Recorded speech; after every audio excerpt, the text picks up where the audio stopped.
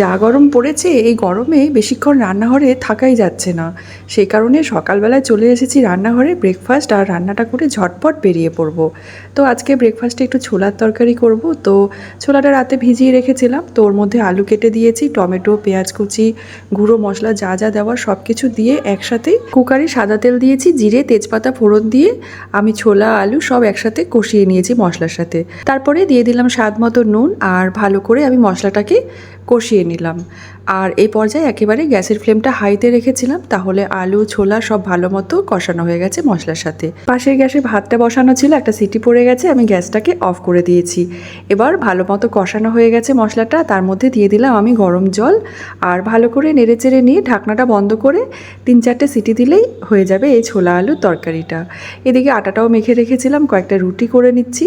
সত্যি কথা বলতে মানে এত গরম পড়েছে, রান্নাঘরে কিন্তু একেবারেই থাকা যাচ্ছে না। মানে আমি এই যে রান্না করছি, সকালেই চলে এসেছি রান্নাঘরে, বাসি কাজ সব সেরে নিয়েছি, স্নান পুজো করে নিয়েছি, তবে যতক্ষণ রান্নাঘরে থাকছি ততক্ষণ মানে ঘেমে একদম চান করে যাচ্ছি।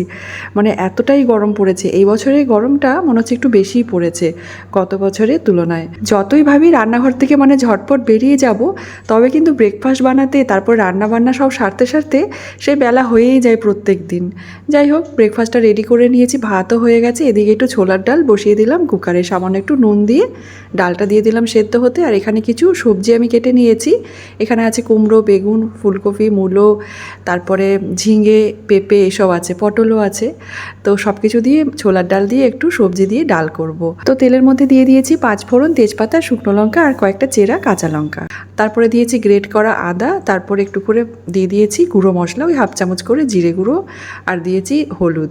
তো ভালো করে নেড়েচেড়ে নিয়ে আমি এখানে দিয়ে দিলাম কেটে রাখা সবজিগুলো, স্বাদ মতো নুন দিয়ে এটাকে আমি ঢেকে রাখবো। এবার আমি ব্রেকফাস্টটা সেরে নেব। সবজিটা আমি ঢেকে রাখলাম, এদিকে ডালটাও সেদ্ধ হচ্ছে, ঝট করে ব্রেকফাস্টটাকে সেরে নিই। তো এই যে রুটি নিয়ে নিয়েছি 2টো আর একটু ছোলার তরকারি, তার সাথে একটু নিয়ে নিয়েছি শশা। ব্রেকফাস্টে প্রতিদিন আমার রুটিটাই খেতে খুব ভালো লাগে বেশি, তার সাথে এরকম ছোলার তরকারি বা ঘুগনি হলে তো আর কথাই নেই।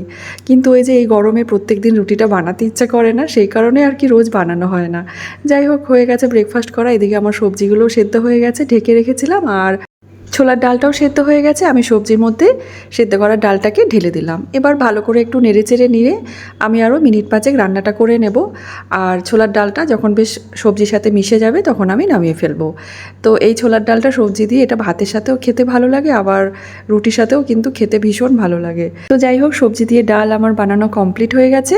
এবার একটু দই ফুলকপি বানাবো। তো ফুলকপি আর আলুটাকে আমি কড়াই দিয়ে দিয়েছি জল দিয়ে সেদ্ধ হতে, একটু নুন আর ভিনেগার দিয়ে, আর মিক্সি জারের মধ্যে দিয়ে দিলাম কয়েকটা কাজু, আদা আর কাঁচা লঙ্কা পেস্ট করে নিলাম। দইটাকে ফেটিয়ে রেখেছি, আর এখানে 2টো টমেটো আমি এভাবে পেস্ট করে রেখে দিয়েছি।